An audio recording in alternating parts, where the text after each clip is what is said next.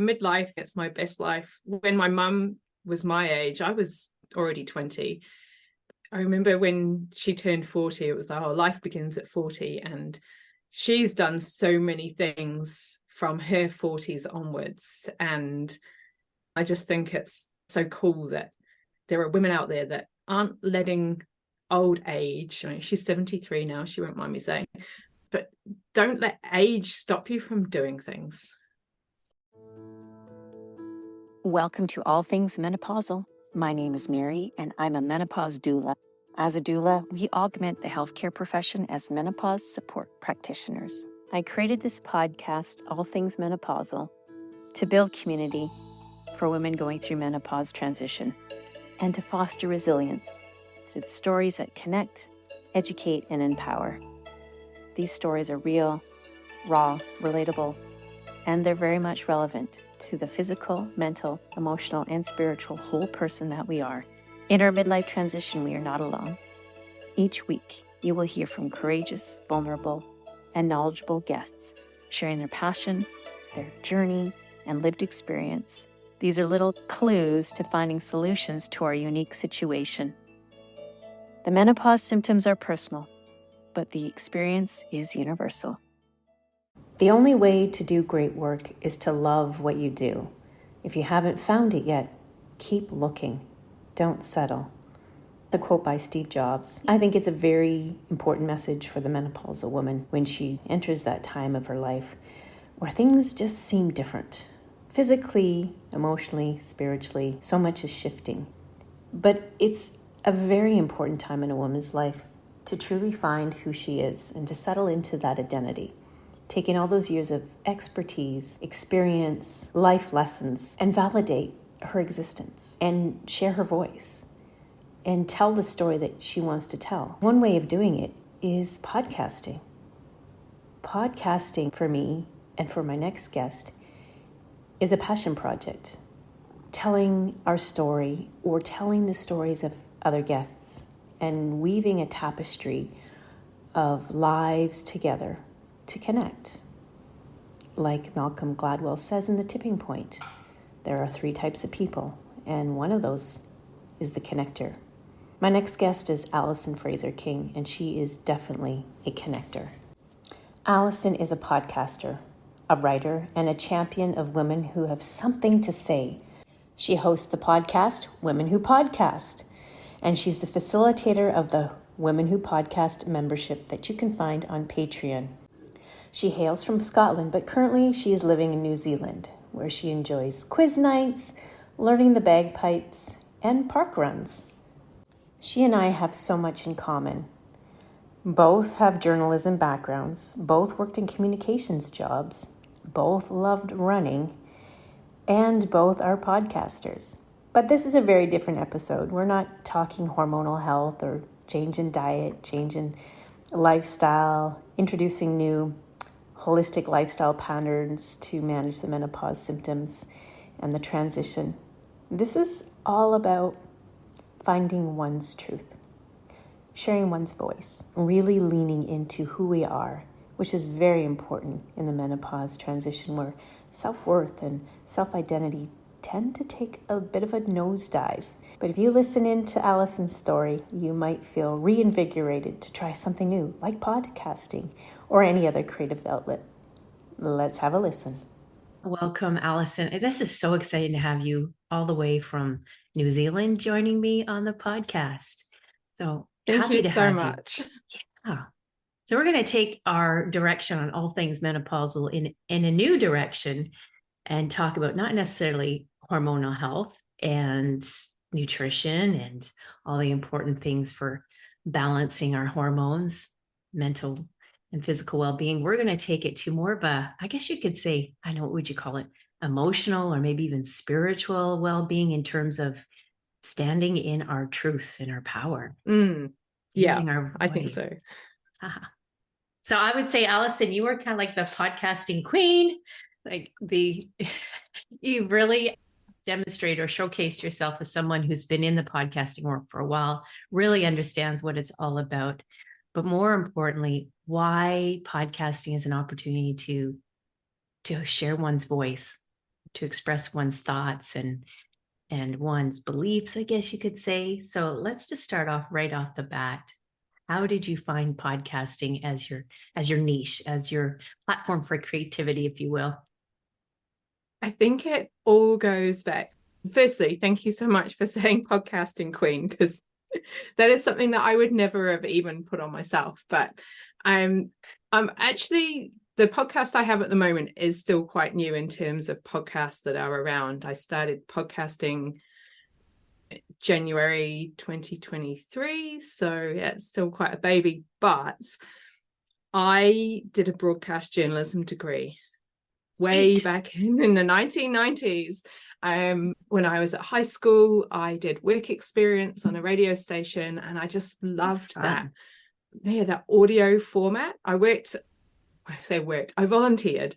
It was all unpaid. I was 17 and, thinking of, about to go to university, and I worked on a Saturday afternoon sports show where I was basically the runner and doing all the background stuff for the presenter. And that was my first real look at audio.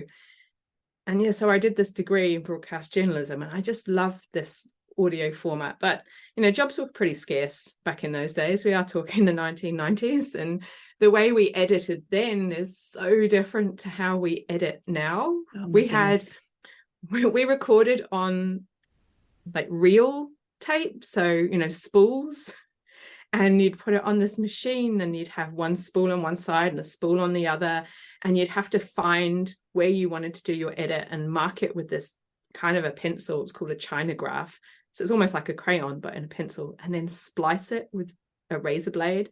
Oh gosh, I remember. And then find the other one. Yeah. So coming to podcasting, I've always been interested in audio, and I love listening to radio and having someone in my ears rather than reading.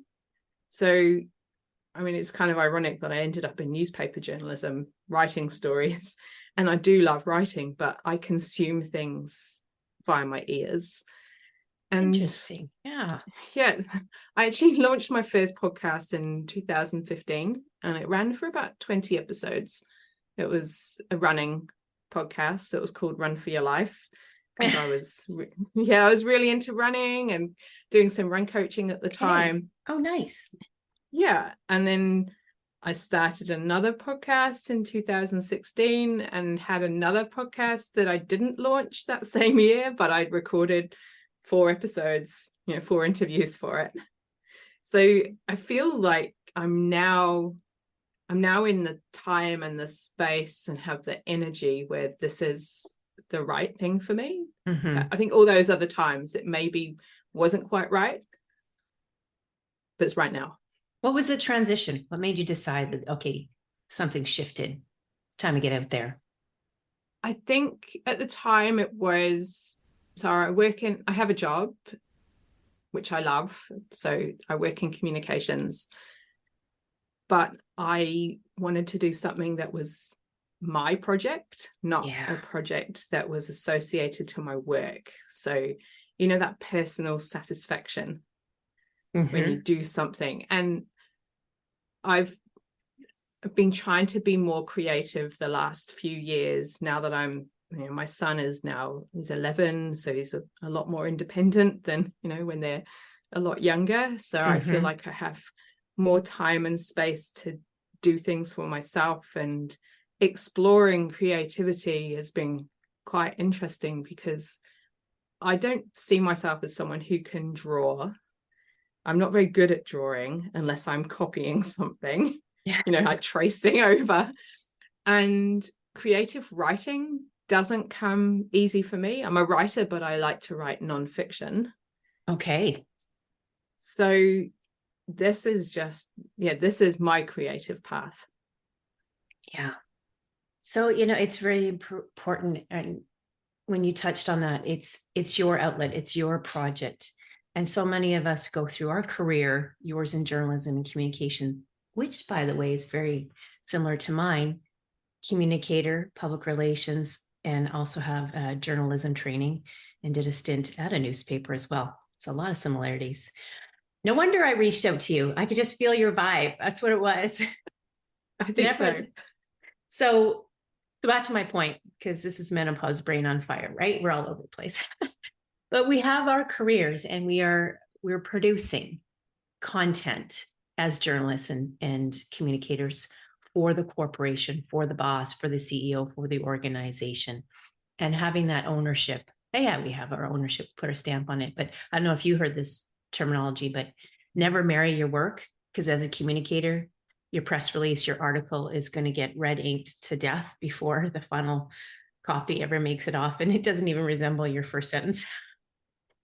But I was of the same mindset. I have to find my outlet. I need my voice. And so when I started my first podcast, it was during COVID. And I said, literally, Mel Robbins, 5-second rule, 5, 4, 3, 2, 1, let's do this. I launched January 2nd, 2021. But then as it had to drop because corporate work got in the way, unfortunately. But as I progressed through my transition, I really feel there's a time I need to start expressing myself. Sometimes my voice gets stifled in the workplace. My opinions or my recommendations are no longer heard or just not heard enough. And you're right, podcasting is that creative outlet for exploring, validating our experiences, our expertise, even our existence. How has that been for you? How has that allow you to see yourself in a new light now that you are a podcasting guru queen? I'm finding that I'm recalling back to all these experiences I've had in my now 47 years. And it's things that I had forgotten about that, someone will say something, it's like, oh, that's right, I did this, this, and this. Or, I was just talking to someone at my office the other day and we were talking about Ironman. And it's like, oh yeah, well, I did Ironman in 2005. And, when I did this one, it was really, really wet and my friend's phone died. And she goes, how many have you done? I said, 4. And so that's the big Ironman triathlon, which is, you were quite the runner. Yeah. Okay. Yeah, swimmer, cyclist. And we were talking about that. And she goes, oh, what's it like when you finish a race like that? And then just in that moment, I could transform myself back to, the last 500 meters of that event. And I started to feel quite emotional because you're really emotional in that time. And, like physically was back in that time and space. But yeah, this whole podcasting thing is just reminding me of all the work that I've done is leading me here. Like all the interviews I've done thousands of interviews. Wow. Well, yeah. I've been in journalism like 20 years. For 20 years. Yeah, exactly. Yeah. You so just think nothing of picking the phone up and just talking to someone. Oh yeah, exactly. It's well, I mean, it's your job. And first and foremost is got to do this, but you're right. You really have to let down your fears and just get on with it, talking to people. And podcasting is just podcasting interview. If it's not a solo cast, is just that sharing those conversations. So let's actually start talking a little bit more specifically about your niche audience, your subject. And then again, let's just bring it back to why you are now standing in your power and sharing your voice at 47 years old, which is just right in the middle of the transition. Surprise, whether you've been experiencing or not, you're there. I've had some of those brain fog moments. Yeah, daily. and the minor anxiety when flying long haul. It was like, oh, now this is all why. Mm-hmm. So yeah, my podcast is called Women Who Podcast, and it actually started out as Turn Up Your Volume. So that was what I first launched as. And my goal then was to help women in business to get publicity for their business, because I love it. I could see so many women business owners who weren't getting the publicity that they deserved because they didn't have that confidence to go out and, get the interview, and didn't really understand how like that side worked. Having worked in newspapers, I have this idea, well, I know how businesses get into the news section of the newspaper. And I don't think that was quite so well known. So I went down that path. And then, you know, when you're doing something and you think, oh, this isn't quite right. It's like, I'm not fully enjoying what I'm doing here. It's a little bit more difficult than what I had imagined it was. And this is supposed to be easy. So I paused for a few weeks, and I'd been doing some interviews with women podcasters who had guests on their show. So I was talking to them about the kind of guests they had to give listeners an idea of what podcasts they could go on themselves as a guest. Beautiful. And the more interviews I did with podcasts, it's like, oh, I actually really enjoy this field, like talking to podcasters about their show and how they got into it and learning what they have overcome.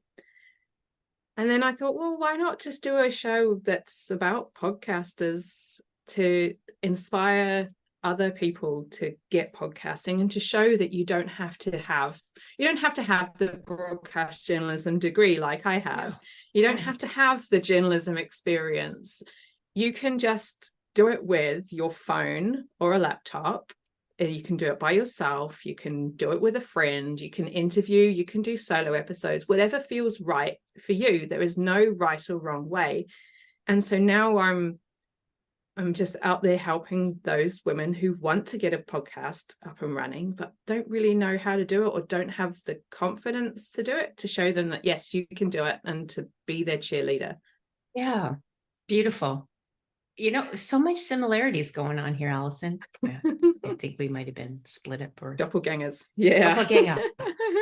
My first podcast was very much the same thing. It was about entrepreneurial women, how they were pivoting and shifting during the COVID years and keeping their business afloat and not just surviving, but thriving and leaning into who they are, what they do, and why they do it. And it was all intended to create community, and then connect stories with other people. Because, you know, as we understand that backstory, that she's just like me, I resonate with that message. Oh, yes. And then connecting the dots. And that's what we do in communications, right? We're generalists of all, specialists of none. Same in journalism. We just take everybody else's story and weave it into something compelling with content that catches on. I love that, Women Who Podcast. So how are you keeping your niche audience involved, engaged, in terms of, you know, what you want to reach out to women who want to learn how to podcast or keep going with their podcasting journey? Well, I've got a Patreon membership called Women Who Podcast, and Perfect. We have experts coming in because I don't know everything, and I'm quite happy to admit that I'm not an expert of everything, but through my journalism over the years, I know how to get hold of these experts, and I know how to find the people who are, you know, the experts in an area. So we'll be doing things on like editing and, you know, getting some help if you need like a podcast manager, because not everyone does everything themselves on their podcast. There are podcast managers out there who can do the editing for you if you want to outsource that. And yeah, just celebrating wins. So it could be putting out your 10th episode, reaching out to a dream guest, whether they say yes or no. It's like the reaching out is something to celebrate too. So yeah, we have this community, and yeah, so on top of my podcast. So the podcast is reaching out to listeners, and the community is for listeners to come in and be involved. I love that. So tell our listeners what Patreon's all about if they don't know that language. Oh, Patreon is an awesome way to support creators that you love. And I'm actually a member of a few Patreons because I listen to podcasts and I love what they do. So I give them a monthly amount. You know, every month, some few dollars comes out of my bank account, and it helps them do what they do. I'm in a Patreon for someone who's a bagpiper. He Okay, teaches people he teaches people how to play bagpipes, and I love what he does, and I wanted the extra things that he was offering, because that's what you do that's what you can do on Patreon. You can just say $2 and it's going to help support the show, or you can be like $10 and I'll give you something in return. Yes. Isn't that beautiful?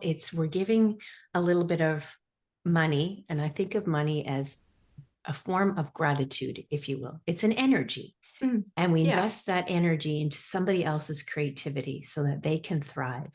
And it literally is the domino effect, where that little bit of energy is expansive. We invest in somebody, and then what we receive in return is such an enriching experience. The knowledge, yes, but it's the experience of that personal engagement that platforms like Patreon has to offer. And it's so good. Yeah. Okay. So many questions are popping up. Bagpipes. Okay, we talked about like expressing yourself and sharing your voice. That's a unique way to use your windpipe. Tell us how you got into this. Way back in the 1990s, we went on a family holiday to Scotland. So I'm from the UK, but I live in New Zealand now. I have Scottish relatives, and we spent some time in Edinburgh. My dad brought me this chanter. So the chanter is the bit you blow into and the bit you see the bagpipers playing, their fingers, bit that makes the tune. And I tried to learn it myself and it was really difficult to learn. This is before the internet. And I played the flute at high school. So it was similar, but a lot more challenging. And I just gave it up quite early on. And then it was about this time last year that we went to a ceilidh. So a ceilidh is music, dancing. It's all Scottish celebration. And it was one just around the corner. It was a fundraiser for the local bagpipe band, the City of Rotorua Highland Pipe Band. And we went in, and my son, we went primarily because there was going to be haggis, and I love haggis. And my son and husband hadn't tried it. So it was their opportunity. And we walked in, and my son saw a friend of his from school. And his friend's called Kaito. He's got a Japanese mum and a New Zealander dad. And they're like, "What are you doing here, Kaito?" And I'm like, "Oh, I've been learning the bagpipes." So then my son started learning the drums. And then about 4 months later, they'd finally, had been on at me for, "Well, you should learn the pipes too, since you're always bringing him to lessons." I was like, "Okay, then." So that was in March. And I love it. Awesome. Good for you. Okay, fun fact. I was in a pipes and drum band, the Royal Military College of Canada. And I was going to take up bagpipes. My dad wanted me to take up the bagpipes because he's of Scottish ancestry. And he says, "Oh, your grandmother, who wasn't alive, but your grandmother Mary, who I'm named after, we just love it." I said, "No, drums. I'm about the grounding, the beating, the banging." So that was my thing in university, but I never continued on. I'm just curious though. Haggis. Okay, we had to try that. Oh, it's so good. It's sheep's guts, isn't it? It's all kinds, and it's mixed with like oats and spices. It looks like mince. Yeah, true. We put it in tarts at Christmas time, don't we? So and you serve it out with some neeps and tatties. Oh, so neeps and tatties. Love it. So most people would call it swede, but in Scotland, a swede is a turnip and a turnip is a swede. Okay. So much different colloquialism. Yeah. So mashed swede and some mashed potatoes.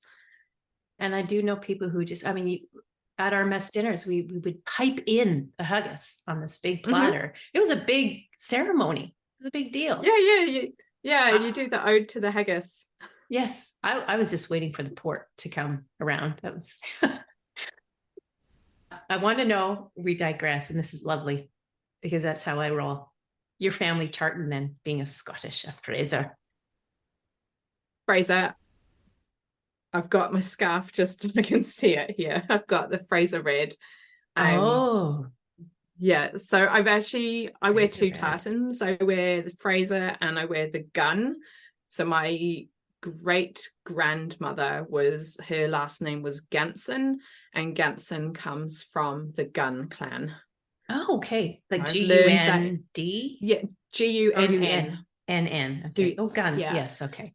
Yeah. So I've been doing my family history and Neat. discovered, I can wear more than one tartan. This is cool. And the gun is a nice green one, green with a bit of blue. Very similar to the Mackenzie tartan, which is what I wore when I was in the pipes and drums. My family is the Royal Scot tartan. So again, a red tartan. But we're way off track. And that's lovely anyways. I want to bring it back to how you and I met, though. And we met on a platform that allows creators, podcasters to share in their journey, to learn, to build, to grow, to hold each other accountable. It was on Your Turn to Podcast, how appropriately named, with Kathy Heller. And I'm so grateful because for me, I've been able to reach out to so many women and listen to their story when we'd have our weekly calls and say, I want to tell this person's story, much like you as a communicator journalist. This is a story I need to explore a little bit further. And it's been wonderful. But you came to it, I guess we both came to it, but you came to it with already a fair amount of experience under your belt. What more did you get out of joining other women in that platform that has really validated that you're doing the right thing at this time in your life? I did Your Turn to Podcast the year before. So this was my second time around. So I joined it because when I did it the first time, I was still developing my podcast idea, and I didn't always make all the live calls because of the time difference. And I don't feel like I had that same connection. So when it came around again, I thought, I'm going to do it again, and I'm going to go to all the live calls. And my podcast is going to evolve, and I know it's going to end up the way that it's meant to be. And so I joined it again, and you hear so many stories, and I've already interviewed people that were in the course who've had podcasts going for quite some time, and I know that there are lots more women who I'm going to have on my podcast because they have incredible stories as well. And I'm now starting another podcast because I can't help myself. Love it. See, queen, you are. You're not a king, you're a queen. Well, I want to show that you can do a podcast on pretty much anything. Absolutely. So great point. So my second podcast is something completely different. And are we allowed to ask a sneak peek? Yeah, it's called Scottish at Heart. And so this is where all my bagpiping, my family history, tartans, everything is all coming together, because last year when I did Kathy's course the first time, I had 4 ideas for podcasts. And one of them was I wanted to do one called Rebus and Riki. So Rebus is a character that I absolutely love to read. Detective Inspector Rebus, books by Ian Rankin. They're set in Edinburgh. The nickname for Edinburgh is Old Riki. And I wanted to do a podcast about the books and about the city, but it couldn't quite, it never happened. But I had all these ideas down and episode structures and what have you. And then I carried on. I just chose one podcast to do at a time. And then I thought, right, Kathy's podcast course is starting again. I'll look at doing the next podcast, like the Passion Project. And so I still had that idea, but then I thought, I really wanted to do like a women in bagpiping podcast. And I thought about doing a podcast just about Scotland. I thought, that's just too broad. And then I started to think of all the things that I love about Scotland and what I'm doing, how I'm making Scotland part of my life. And I was like, why don't I just call it Scottish at Heart? Because everything about me is Scottish, but I don't have the accent. So my dad was Scottish. I love haggis. I love iron brew. I'm actually doing an Instagram series at the time of recording. Every day I'm doing a little video, things I love about Scotland, the dogs, the accent, the kilts, Edinburgh tattoo, the castles, there's so many things. And so I'm interviewing people who have ancestral claims to Scotland but don't live in Scotland, or who have chosen to make Scotland their home, even though they're from Austria, and Americans who teach people how to play bagpipes. Yes.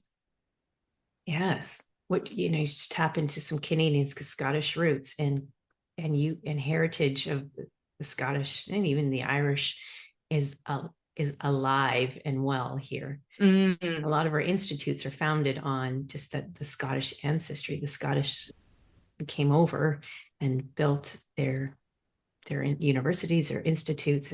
It's rich heritage here in Canada. So I have a long list. A long list. And you will literally become people, like you're going to make Scotland popular again. It probably already is. Like I think Outlander's done something for that. So true. Yeah. Speaking of which, my husband's mother's claimed, she's no longer with us, unfortunately, but claimed that we have, or Gavin, my husband, has a link back to William Wallace. So let me just tell you, things get a little bit crazy around here. We don't do the blue face. We don't do the pain. We haven't gone to that extremes, but things can get aggressive when it's when there's a time to be rallying the troops. Yeah. So I only watched that film. Sorry, I only recently watched Braveheart. It's so Hollywood drama, a depiction of it, I'm sure, but nevertheless, it just does pull on the heartstrings and probably the intestines too. No pun intended. For those who haven't seen it, you'll know what I mean. I want to know though, as a podcaster or any of our listeners out there, they're thinking, I'm an expert, or I'm skilled in this and that, and maybe I want to share my voice and find my passion project with a podcast. It can, with today's technology, as you alluded to, can make it very simple and straightforward. There's so many software and tools out there, Descript, for example, Audacity, but there are still the challenges to face. And what have been some of the challenges that you faced, and what would be your advice to those would-be podcasters or those who are already in their journey to get through those challenges? I think one challenge could be the idea of what episodes you're going to do, and making sure that you always have an episode if you're committing to do like weekly, for example, not running out of ideas.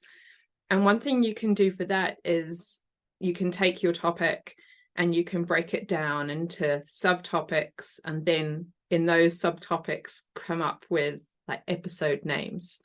So for example, talking about menopause, you can do talking about hormones, talking about exercise, talking to menopausal women. So that's 3 things. And then under that, you could then have, foods that are good for your hormonal health, or how to know that your hormones are out of whack, or, you can have all these different episode ideas for those subtopics. So when you're thinking about doing a podcast, you can just create that, and then you can just choose one of those things to do each week if you're doing a solo episode, and you can batch record them too. So if you are on a roll, if you're feeling really creative, why not? And you are a solo podcaster, why not record 4 episodes in one day, and then you've got a month's worth of podcasts ready, and you're not panicking, the night before your podcast is due to come out and I haven't got anything ready yet. Yeah. So you can make this content calendar. A content calendar, yes. Now, you mentioned the titles. Do you actually come up with titles in advance, or do you find that if you're doing a dialogue that it's something that the interviewee said that actually alludes to what the title should be? I usually come up with the names of my episodes like the day that I'm uploading them. I haven't been too overly creative with my episode titles, but one thing I heard on another podcast, and I thought this was absolute genius. And so, for example, you're in the menopause space, and there may be someone on YouTube who has got millions of downloads also in the menopause space.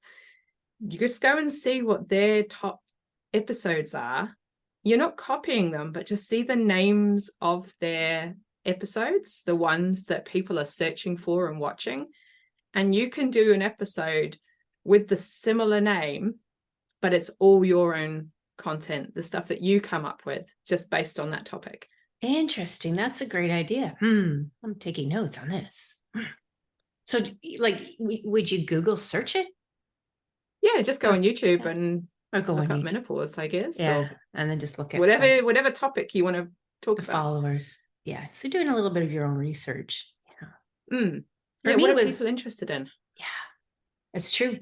It doesn't just have to be the one store to buy that delicious package of bubble gum. There can be a corner store in every corner.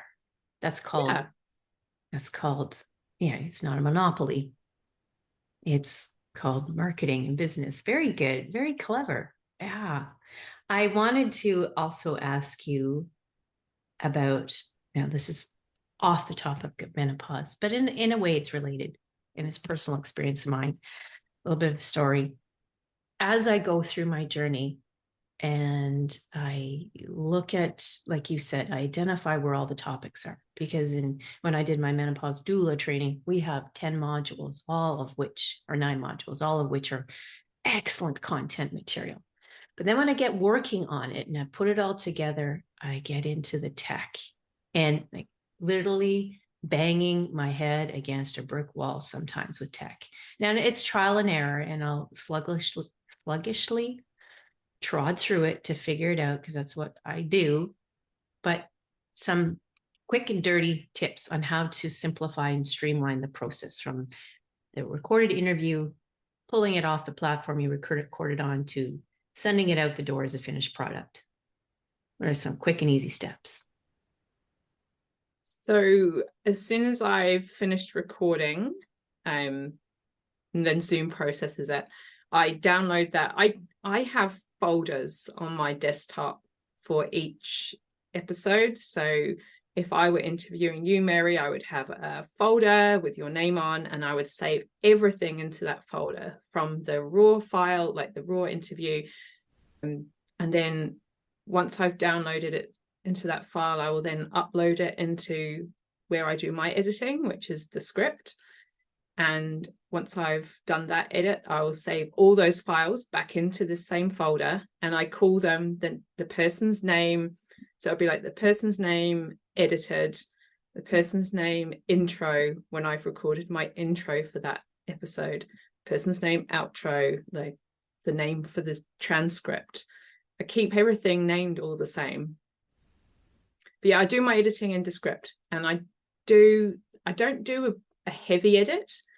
I will generally take out ums and ers if there are lots of them.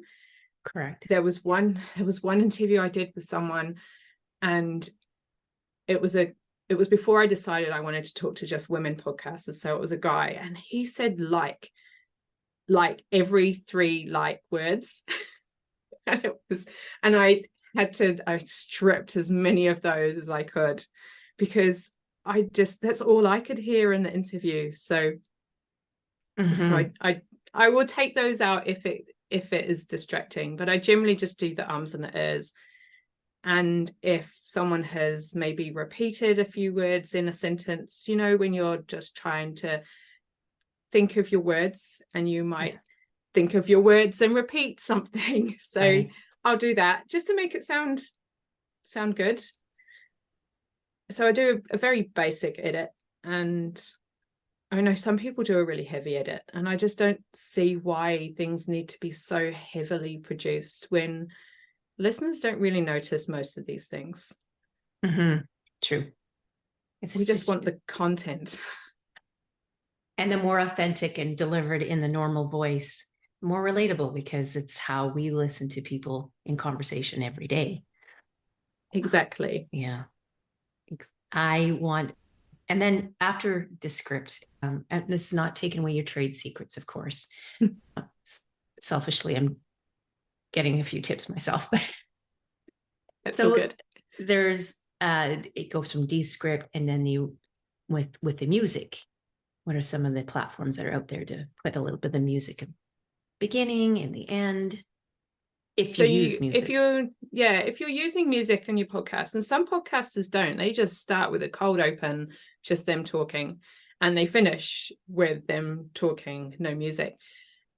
If you want to use music though, you need to get royalty-free music or pay for someone to create music for you, so you own the rights to it. So I get my music from premiumbeat.com. And so I previously have used Pixabay, where you can get free music and you don't have to pay for that, but you only get what the music they have available is a lot less. I know you can't really do much with it. It's like 90 seconds of a piece of music, whereas Premium Beat, you pay, I think it's like $49 US for the piece of music that you like, and then you get a 15-second piece, a 30-second piece, a 60-second piece. You get loops. So a loop is where it's, I think, maybe 10 seconds, but you can duplicate that, and so for as long as you need it. So if you're doing something and you need 50 seconds, but the piece of music you have is 90 seconds long, then that's going to be difficult to edit down. But with a loop, you can just have it playing in the background. Smart. So you get all kinds of things with Premium Beat, and that's why I love Premium Beat. I've used it for Scottish at Heart and for Women Who Podcast. So you just pretty much buy one song, and that is that one piece of music for each episode to keep the consistency. But it's a whole suite of music. So you can use a 90-second piece for your trailer, and then you can use the 30-second piece for your intro. And so what I've done with my intros is I have created it once. I do that in Audacity just because I like how I prefer to use Audacity for that kind of thing, just because the tutorials seem to be easier for me. Right. And then I save it, and I don't have to recreate it every time. It's right, I'm doing my episode, right, here's the music file, drop that in. Here's my intro file, drop that in. Here's my interview file. And it just pieces it all together. Yes. And those platforms you talked about, Descript, Audacity, are free. I mean, you can always upgrade, but they're pretty much free platforms. With Descript, you only have, I think, an hour a month. That's on the free one. So I pay for the creator for 10 hours. Very small amount, I think it is per month. But again, these are just, and Audacity's free. And Audacity's free. That's right. And these are just small investments that you're making for yourself. You know, we go out and buy some coffees at the local coffee shop, or those fancy coffees at Starbucks. Is there Starbucks in New Zealand? There must be. It's Starbucks is everywhere. Starbucks is everywhere. But in New Zealand, friends don't let friends go to Starbucks. Oh, really? Because we have really, really good coffee here. Yes. In my town too, we actually have a beautiful coffee roaster, Italian roast, and Starbucks is more like, I'm on the way to the office, quick and easy stop in, but I like that. I like to. But if you want if you want a pumpkin spice latte, then you have to go to Starbucks. We just do like a flat white or a latte.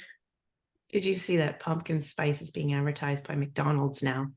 Talk about trying to coin in on that marketing phrase and make a buck or two, right? It's like, come on. It's stealing content. Though. Sorry, not stealing content. Reusing content that already exists out there. Well, I mean, we already talked about doing it for podcasts. But it's an investment. It's an investment in yourself. And women going through menopause, listen up. Invest in yourself. Do what brings you joy. Find that passion project. Spend those few bucks or more, such as, courses with Kathy Heller. Won't talk about that. You know what? It was a good investment. I will say it. I don't even think about the money that was spent on it, because when I finally wrapped my mind around it, it's like, this is an investment for life. The information lasts for life. And it's really about investing in who you are, to open up that door to creativity and to find your voice and really express who you are with all the experiences, expertise, life lessons, the journey, and really allow yourself to settle into who we've become. And that's a real big thing about the menopause transition, is that identity, settling into who you want to be and telling your story. Fear is out the door. It doesn't exist when you arrive at that point. And it's all about feeling who you want to be. You know, I've already came up with our title, speaking of which, because we had that little exchange of emails last night. And I loved what you said. This is all your words, Alison. Feel the fear, do it anyway. That's from Iron Man. That's from my Iron Man days, where we always used to be like, oh, feel the fear, but do it anyway. Like, yeah, I'm scared of joining this race where there's hundreds of people around me and we're all going to be swimming in this small piece of open water. But just do it. Right. Yes. Nike, do it. Just do it. It's the whole, it's just like Mel Robbins again, you know, that 5, 4, 3, 2, 1. Just, and I think, yeah, when we go into this stage of our life, like when I was talking earlier about being a journalist and you'd pick up the phone all the time and just talk to people, but when you get out of that practice, picking up the phone and talking, like cold calling someone, can be like the scariest thing ever. But I just did that 5, 4, 3, 2, 1 dial. Beautiful. Just do it. Just do it. And what's the worst that can happen? Really, what is the worst that can happen if someone says no to you? Nothing. No, nothing ventured, nothing gained, but you don't come out of it scarred and ruined for life. A no is not necessarily a no to you. It's a yes to somebody else, and it's just an opportunity that passes on.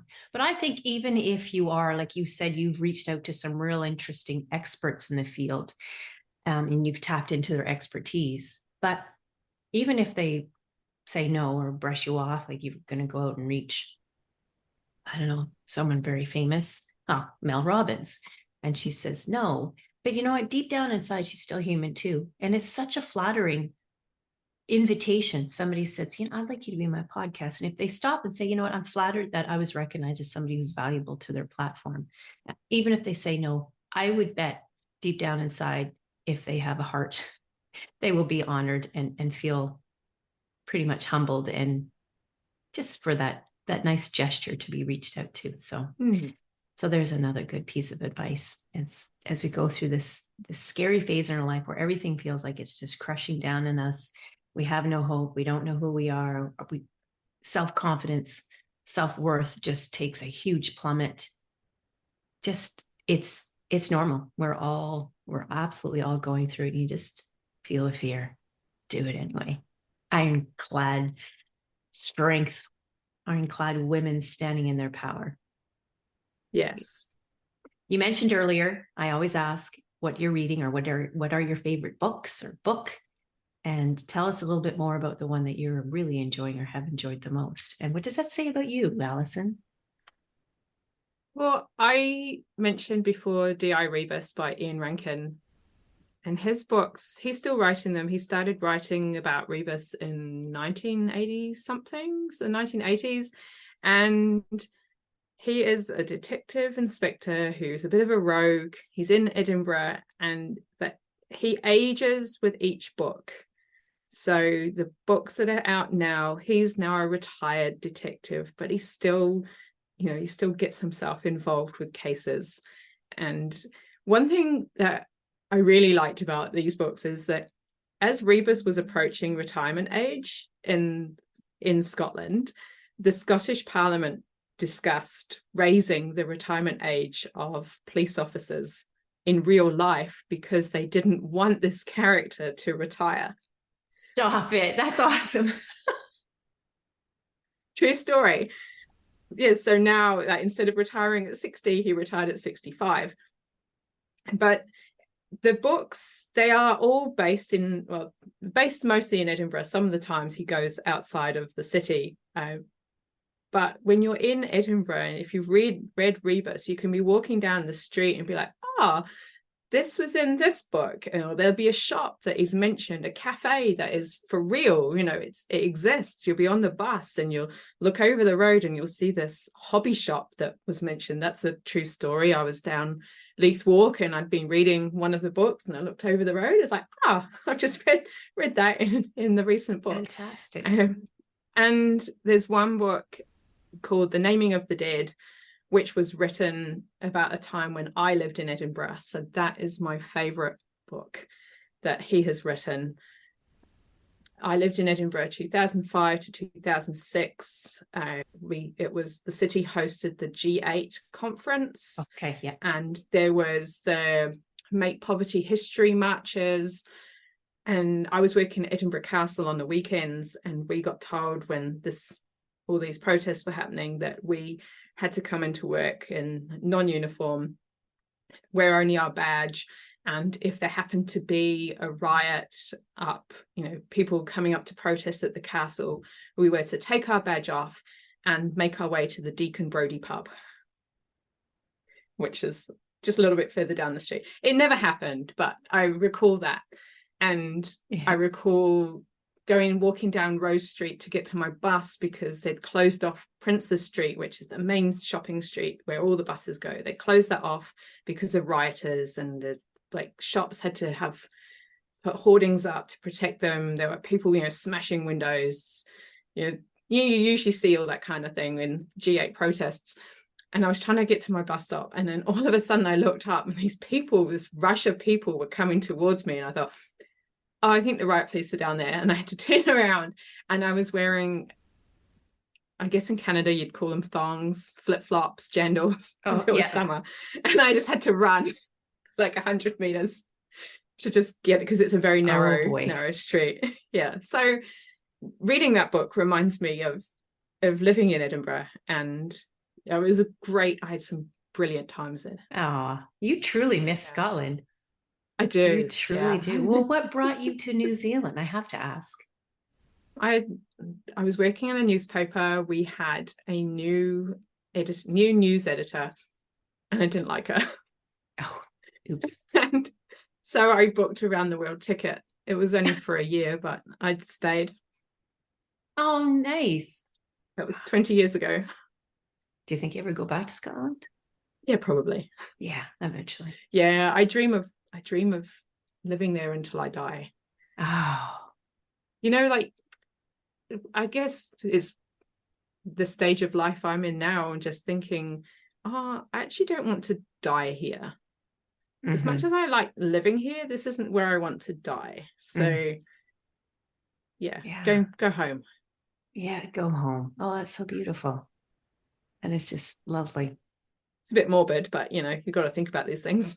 Well, yeah, and you do when you hit the last half of your life or so, when you hit the midlife years, you do look at things from a different angle, a changed perspective, which again is when you kind of a wake-up call and say, this is the time for me to live my best life.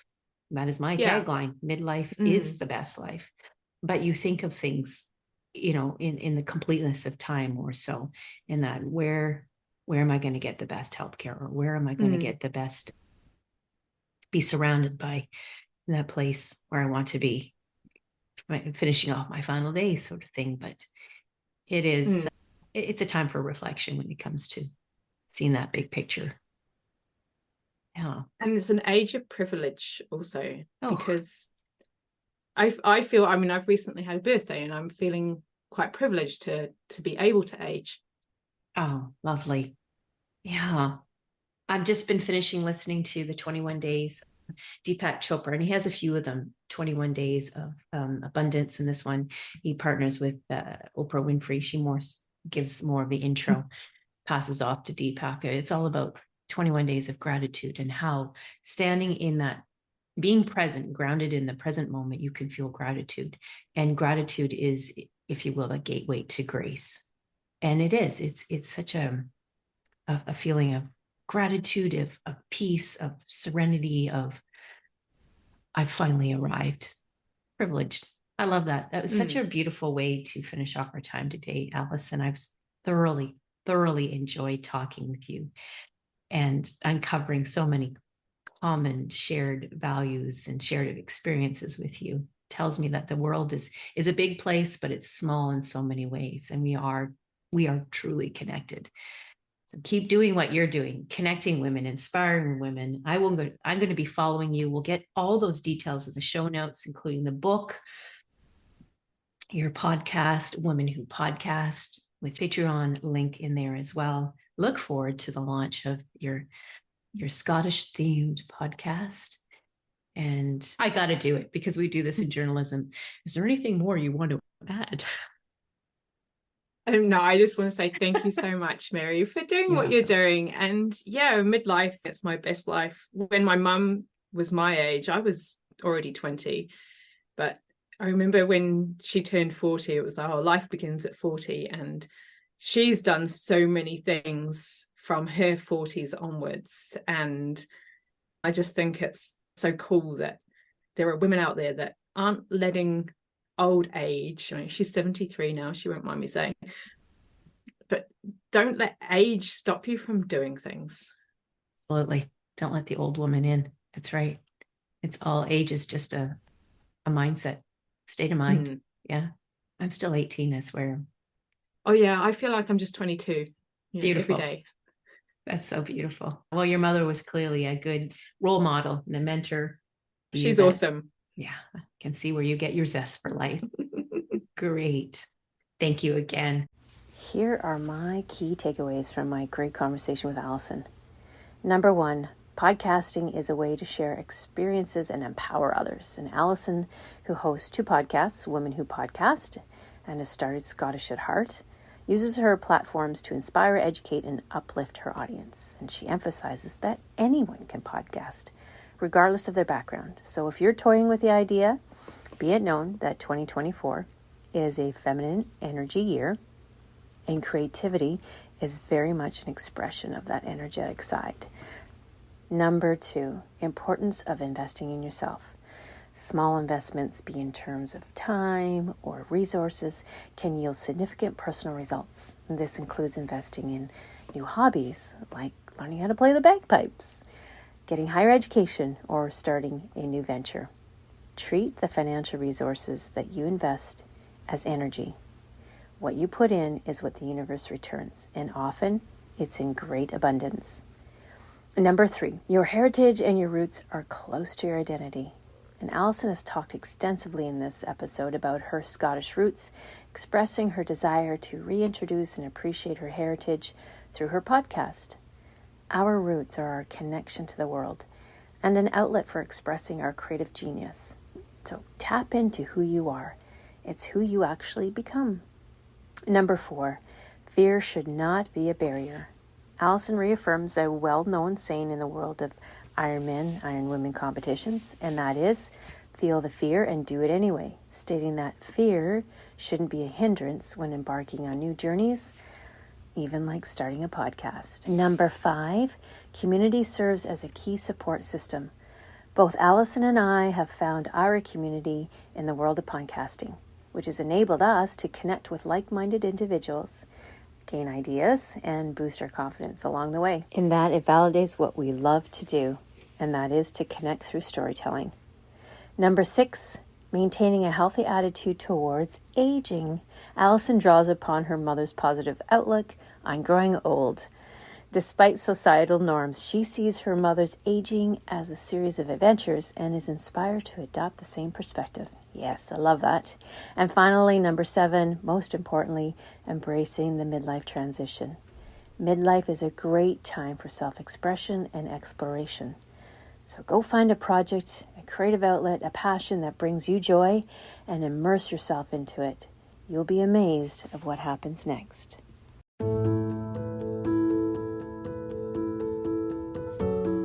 Do you need support through your menopause transition? A menopause doula can help. You can find me at mlcoaching.com. And help me help you by filling out a simple survey, which is linked in the show notes. Your input is greatly valued and will help in the design and creation of tools, courses, and other resources for my upcoming one-on-one and group coaching programs. Take the survey, it's linked in the show notes. Like, follow, share, subscribe. And if you are enjoying this podcast, I would love to hear from you. Consider leaving a review. Spreading the word will help broaden my audience reach and further impact more women as they experience a transition.